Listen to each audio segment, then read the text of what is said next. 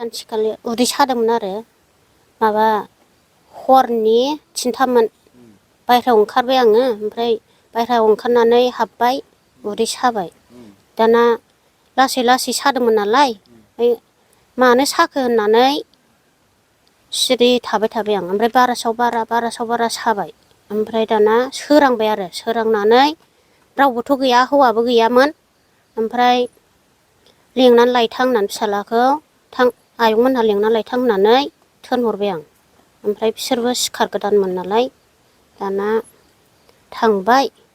थांनानै गावनि मुलिखौ लानानै थांदों आरो खुरैयाव ओमफ्राय बेखौ खेबथाम दौबाय ओमफ्राय खेबथाम दौनानै दसे गोबाव थानानै हामबाय आरो जानाया बै माबा गेजेरनि हौवासानियाव माबा बायदि जादों आरो खिबु लागोरनाय ओमफ्राय बिदि जाबाय ओमफ्राय जिरायनोबो हाया गसंनोबो हाया बिदि जानानै ओमफ्राय उन्दुनोबो हाया बिदि जाबाय आरो ओमफ्राय नै आइनाव लांफैबाय मुलि लांफैनानै बिजों हामलायबाय ओमफ्राय गोबावसै बे माबायानो हौवासायानो बोसोरनै जाबायना दा हामबाय दा आरामसे जाबाय बेरामा बेसे गोबाव थादोंमोन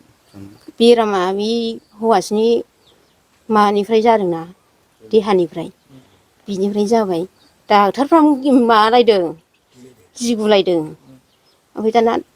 माबाजों थालिरजों थुसु खालायबायना बे थालिर माबा देन्थाया बिलाइया थुसु थुसु खालायबाय अर हांनानै बेजों मुलिखौ संब्रोबाय ओमफ्राय हांबाय ओमफ्राय दाना बेजों हामबाय आरो मानसिया जाहैदों बिमा बिस'हरिनिसो दा बेखौ आङो सिरि सिरिनो बाहायदों आरोखि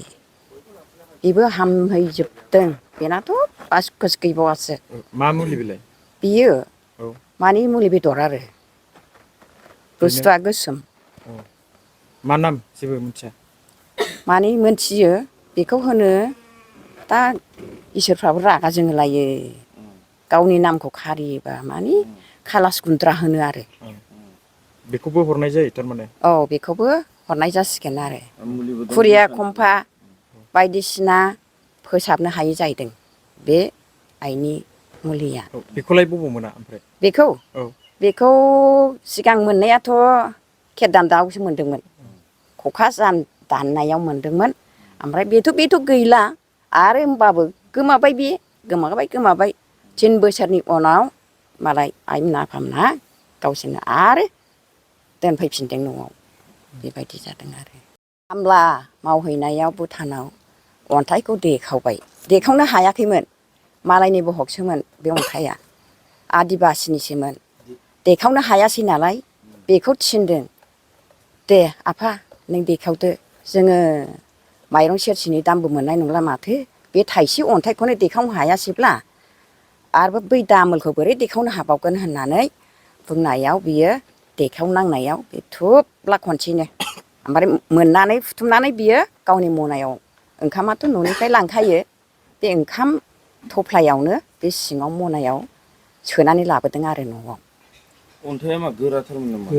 गोराथारमोन जाहैदों ओमफ्राय बिसोरो साथामजों देखावनोनो हायाखै आदिबासिया बेनिनो बाहागमोन होनदां ओमफ्राय दाना बे लानानै फैबाय बे बुस्थुखौ लानानै फैनानै सान्थि सारनो थिनबाय आरो बियो मोनायाव हाब गिरु बारु मा जाबोखो बेलाय सान्थि सारनो थिनबायनायलाय होननानै मनाखौनो दांनो गिबावदों आङो खुनुरुखुम सान्थिखौ सारनानै बे मनाखौ दांबा बेखौ नुबाय जोंलाबलाजोब्बाय ओमफ्राय होमबाबो बाक्सु जाबनायाव दोनबाय आरो बेखौ ओरै गोजौआव लांदांआवनो दोनदों ओमफ्राय फिसौखौ फुथुनानै लाफादोंमोन आं बे फिसौआ आबै एन्जरा खामोसै होनबाय ए नङाबो दालायनो होद आबौआ माखौ लाबोयोथाय गाहरथावा मुथावासो मोनदोंसैलाय आङो होनदां गिनानै गाहरनोसैसोमोन आं ओमफ्राय बेखौ खुनुरुखुम दोनबाय दोनबाय नै एथ' बोसोर जाबाय गावसोरो थिननाय हिसाबै बेखौ ओरैबायदि सान्थि खालामदो फिसा देहा सोलेरफोरखौ मोजां खालामनो थाखाय फोसाबनो थाखाय नोंनो अननानै होदों फिसा नों बेखौ बयनोबो हर होननानै थिननायलाय आङो दा बेखौ हरनाय जादों आरो। फै बयबो फै जमदुवार दख'रानि थाखाय मोनसे फोसावथाय गसाइगाव महकुमानि सिङाव थानाय जमदुवार दख'रा एबसुआ सानथामनि हाबाफारिजों गाजा गोमजायै 5थि खेब बोसोरसालिया जथुम्मा खुंफुंगोन। फैगौ नभेम्बर दाननि 6, 7 आरो 8 खालारखालि सानथामनि मेहेरगोनां हाबाफारिजों गाजा गोमजायै खुंफुंगोन। मख'नो गोनांदि खुंफुंनो गोनां जथुम्मायाव बायदि मेहेरगोनां आयदाफोरबो लाफानाय जादों। बेबायदिनो भलिबल, काबादि, खन्थाइ आवरायनाय, लिरनाय बायदि बायदि दिन्थिफुंनाय आयदाफोर लोगोआव जांख्रिथायारि देंखोगिरि दैख्लं खुंगुर बसुमतारी देंखोमु 1, 2, 3 मेथाइ खननाय बादायलायनायबो लानाय जागोन। फारि बायदियै देंखोमु 1, 2, 3 मेथाइ रोजाबनायाव दख'रानि बेन्दोंआव थानाय गामिफोरनिफ्राय 14 बोसोरनिफ्राय 30 बोसोरसिमनि गेजेराव थानाय बिजाथिफोरा मेथाइ रोजाबगिरिफोरा बादायलायनायाव बाहागो लानो हागोन। मोनाबिलिनि हारिमु बादायलायनायाव गाव गावनि रोंगौथिजों बिजाथिफोरा बाहागो लानो हागोन। एक्जिबिशन दिन्थिफुंनायखौ 6 नभेम्बरनिफ्राय जोबजासे नुनो मोनगोन। 6 नभेम्बरनिफ्रायनो भलिबल आरो काबादि गेलेनाय बादायलायनाया जागोन। 8 नभेम्बर 2022 इं अक्ट' खालारखालि हारिमु मोनाबिलियाव मिस्टार प्रेक्टिकेल बसुमतारी आरो मिस दीप्ति बसुमतारी मोननि गाबगोनां हारिमु आरो फेस्ला दिन्थिफुंनायखौ नुनो मोनगोन।